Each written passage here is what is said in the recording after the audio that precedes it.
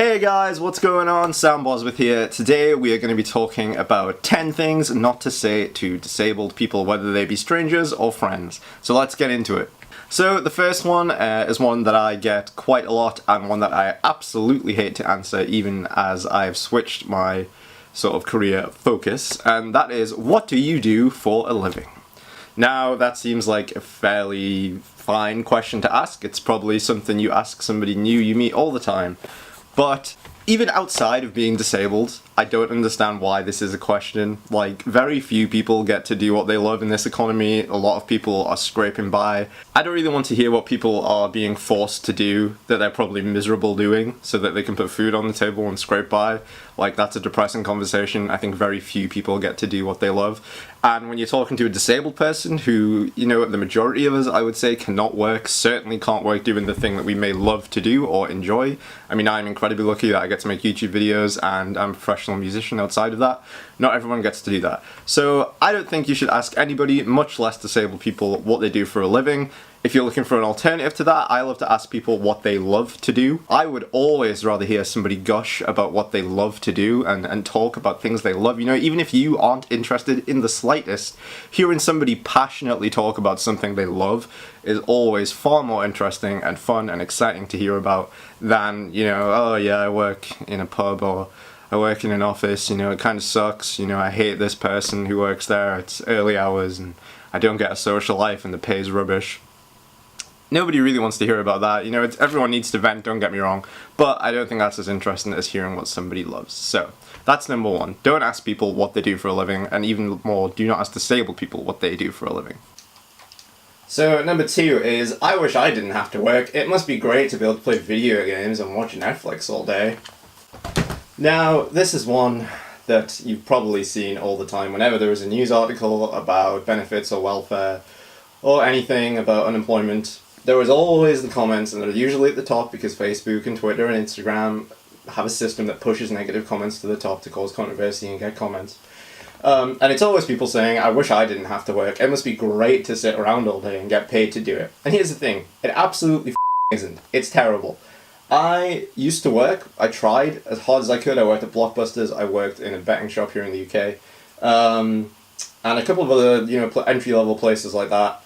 And, you know, I enjoyed it for the most part, Blockbusters especially because I'm big into films. But I am 28 now and I haven't been able to work a conventional job since I was 22, I think. So, you know, I haven't been able to work now for 6 years, maybe even more. I always get the dates confused. So that's, you know, let's say it's 6 years. That's 6 years of waking up every single day with nothing to do. You'll know from my first point that I'm not the biggest fan of capitalism on a whole, but, you know, people need something to do, whether that is a job or whether it is YouTube or whether it is music or whether it is whatever they love to do, even if it's not for a job, even if it's just something they find fun.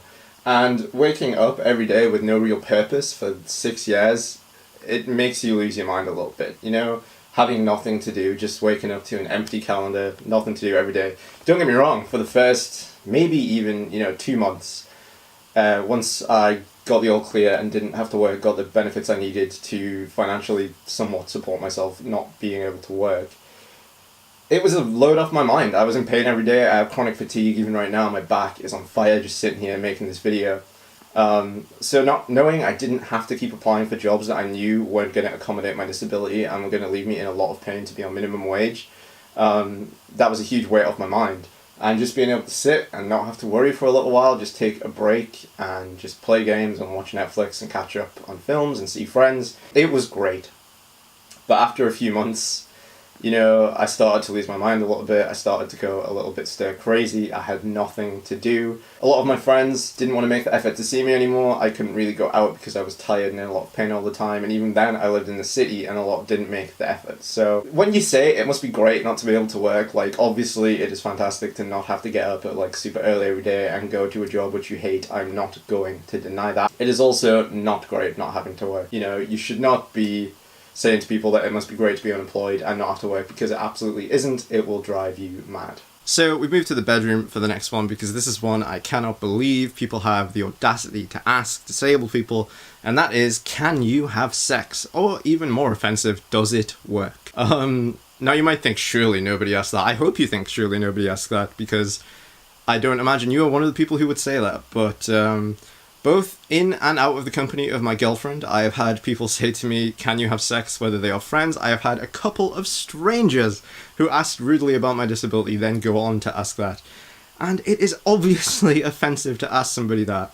You wouldn't go to any other stranger and ask them about their genitals, or, well, maybe if you're a transphobe you would. But, you know, if you're a good person, you wouldn't go up to any other person and ask them about their genitals or ask them about their sexual preferences if they're a stranger or whatever like that. Even if you're friends with someone, you might not be at the level where you can talk about your sex lives, so you should not be asking disabled people if they can have sex in spite of their disability. I think disabled women, get this a lot worse. I know a lot of my female disabled friends get asked this question all the time, mainly online, but definitely in real life as well once they disclose their disability. They suffer with this a lot worse. And I just don't get how anybody could think that's the right thing to ask. You know, I'm pretty open that I'm an ambulatory wheelchair user. I can stand, my legs do work. I can walk short distances while in a lot of pain. And I still get asked this question all the time. My girlfriend gets asked this question about me, whether she's with me or whether she's out with her friends or whatever. I know people have asked her that. It is exceptionally rude, and why on earth you would think that's okay to ask, I do not know. Do not ask disabled people if they can have sex. Number 4 is the worst one on this list, I think, and that is one that you wouldn't believe how often I hear. I would kill myself if I was disabled. I'm going to give you a moment to think about how horrible that is to hear out loud. I want you to think back if you've ever said anything like that online, because when you're typing on your keyboard, you've had a drink at night, you know, just talking to a friend, and you think, God, if I couldn't get out of bed, if I was in pain all the time, I would kill myself. Think about what you are saying there. There are disabled people in the US, as far as I'm aware, are about 1 in 6 people. I think here in the UK that's closer to 1 in 11. Don't quote me on that. Either way, that is a lot of people. So when you say, if I was disabled, I'd kill myself, you are telling a disabled person you don't think their life is worth living. You might think you're saying, I'm not strong enough to handle it. But what you're really saying is that their life is not worth living. Being disabled is difficult. There is no doubt about it. You know, I'm a wheelchair user, I'm in pain a lot of the time, I take strong medication, I'm stuck in the house over half of the week, I have chronic fatigue, etc, etc. It is difficult. But my life is still worth living. I still am able to find joy in things, and, you know, I think most disabled people will agree with me on that. You know, my life is worth living, and as society evolves and adapts the social model of disability, it moves away from the medical model and places become more accessible to everyone.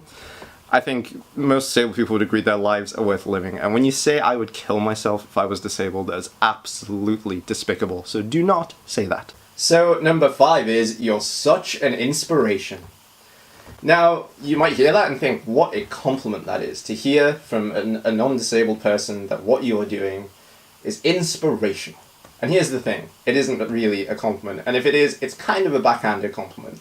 Now, if you don't know, there is a widely used term in the disabled community called inspiration porn, which is the concept that disabled people only exist to make able people feel better about their lives or to inspire them to do things because they think if a disabled person can do XYZ, make YouTube videos, be a musician, whatever, then why can't I conquer the world and do this and this and this? And that's horrible, because what you're basically saying there is, this person's life isn't worth living. If I was disabled, I'd stay in bed all the time. To think that they have all this shit going on, and they have the audacity and the ability to go out to the shops even. Because that's the thing, it isn't, a lot of times when I receive comments like this, it isn't on incredible things, you know, like posting a YouTube video, don't get me wrong, there is work involved, but sitting here, writing a few notes, and then talking to a camera, isn't that great? And yet on a lot of things I post, people are like, what an inspiration, you know, and one thing I hate to hear is, what's my excuse?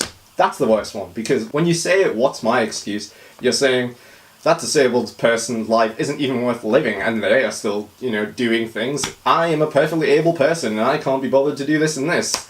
Oh, I'm wasting my life. I hate that. Think about what you're saying. Step back for a second. You know, if you're an able-bodied person, saying to a disabled person, you're an inspiration, think about what you mean by that. Maybe word it differently. Try and understand what inspiration porn is. When an able person says that to a disabled person, I think there is a hidden meaning there, and you need to think about it. Number 6 is, why do you never come out with us? Or why do you never come out with us anymore? Or why do I never see you anymore? It should be obvious to you why disabled friends might not want to come out. If somebody says no to an invite, then don't probe them as to why. It's probably none of your business. And you really shouldn't be, bugging people when they've already said no. No means no. That should be obvious to everybody. To give you a blanket answer for a lot of people, it's too painful, I'm too tired, that venue or place you've asked me to come to isn't accessible. So those are the main reasons why I say no. If you're looking for an alternative, as I've already talked about in this video, go and visit your disabled friends at their house. Their house is probably a safe haven for them. It's probably quite comfortable for them. They've probably made it to the point where, if they could afford to, of course, they can get around their house, they can use the facilities at their house, they can use their bathroom, they're comfortable in their bed, they can wear their pajamas and be in comfy clothes. So you should make the effort. If you are upset about not seeing your disabled friends, try and understand how hard it is for them to go out and make the effort to go and see them. So don't ask disabled people, why don't you come out anymore? Number 7 is what happened to you. Now, if you are a disabled person, especially I think if you are a younger disabled person, like I'm 28, and you get a taxi, or you're making small talk with someone in a restaurant, like a waitress or whatever, quite often they will feel the need to ask if you haven't got an invisible disability, especially if you use a wheelchair or you're in crutches, they will just have to ask, what happened to you? Like every single time I get a taxi when I used to use crutches more often, they would always think that I had some injury and not a disability. So they'd say, what happened to you? And quite often I would just lie and say, oh, I twisted my ankle and now I have to use these for a few weeks, because I didn't want that awkward moment. As I've become more of an advocate and, gotten sick of hearing this question over and over again, when someone asks, what happened to you? I'd say, I'm disabled. Flat out, this is permanent. Nothing happened to me. It's an incredibly rude question to ask anyway. I feel like it's a personal question. You wouldn't go up to someone else and ask them a personal medical question, which is effectively what you're doing if you step back and think about that. So I would not recommend ever asking a disabled person if they have a visible disability or if they have a limp or anything like that. I would not ask them, what happened to you? It's ignorant and it's rude. Number 8 is one I think you will have heard a lot if you were disabled in your younger years and in school, and that is, can I try your insert mobility aid here? Whether it's wheelchair, whether it's crutches, whether even not mobility, whether it's glasses, whether it's walking frame, whatever it is, you don't ask disabled people that. My wheelchair and my crutches are expensive, they're very hard to get in the first place, especially if you get government assistance to help you get them, which is very, very difficult. If they break, because someone messes around with them, you won't get another one. It's very hard to get them in the first place. If you bought them out of your own money, you probably saved for a very long time. You maybe did GoFundMe. If they break, it could take years to get another one. And that is your independence gone, because one of your friends was, playing around and broke something you need. They probably need them in that moment anyway. Wheelchairs and crutches are important. When I use my wheelchair, I need it every second I'm using it. Same with my crutches. Without my crutches, I'll fall over, I could hurt myself. So if you're messing around with your friends, I get it, but you're putting pressure on them by asking them that. They're going to feel like they have to say yes, because if they don't, you're going to think they're prudish about their mobility aids. It's really not great. Just don't bug your friends to play around on something that to them is their entire independence. Number 9, this is kind of a different one. Something you should never say to a disabled person who is a friend is nothing. And by that, I mean never inviting them out, never asking them to do anything fun, never visiting them, coming to their house if they can't get out and about. One of the biggest things that I wish somebody had warned me about as my disability got to the point where I couldn't leave the house as much, is that a lot of your friends, real life friends anyway, will fall by the wayside. If you struggle to get to the city or whatever, which is where most young people are hanging out these days, let's face it, your friends will probably not keep making the effort to come and see you. The majority of my friends, I mean, I live a little bit out of the way, but it is accessible by public transport, and a lot of my friends drive. They will not make the effort to come out and see me. In fact, one of my best friends now, who is a news editor, he gets public transport to come and see me. He walked 4 miles from a bus stop because a bus was going to be an hour to come and see me. He makes the effort. And friends you care about will make the effort. And what I'm saying to you is, if you have a disabled friend, please make the effort to hang out with them. Go to their house, invite them to accessible places. And even if you don't think they're going to be interested in doing something you are doing, even if you are going to an accessible place, if you're going to a bar with your friends, your group of friends, and it is accessible, but they're tired or they're not well, still just reach out and make the effort and ask them, do you want to come and hang out with us?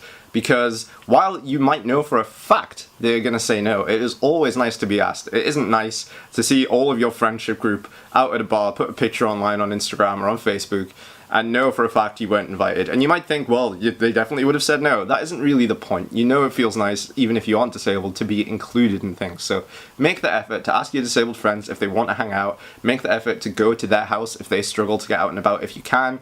And just invite them and include them. And number 10, to finish us off, and I'm in the perfect place to talk about this one in my safe haven of my bed with my incredible bedding, which is dinosaurs in space. That is, you sleep too much, or why are you always asleep, or why do you get up so late? For so many disabled people, and honestly for pretty much every single disabled person I talk to, sleep is heavily affected by the disability, whether it's because of pain, insomnia, pain stopping them being able to sleep when they should, whether it's because of chronic fatigue, which exhausts them and makes them tired all of the time. Like, even right now, I am completely exhausted from making this video. I made it in 3 separate locations in my house.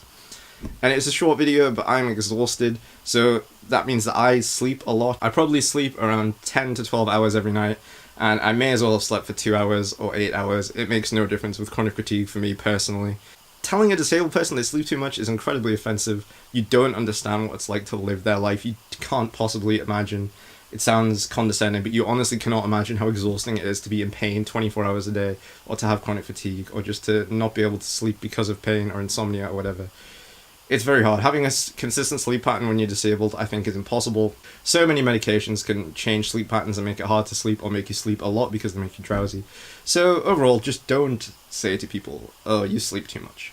So that cuts that video to a close. I hope you've enjoyed it. I hope you've learned something. If you have, I'd love it if you could share this with your friends, whether they are disabled or not. If you're disabled and watching this video, maybe share it with someone who has said one of these things to you, if you want them to have an explanation as to why it was wrong.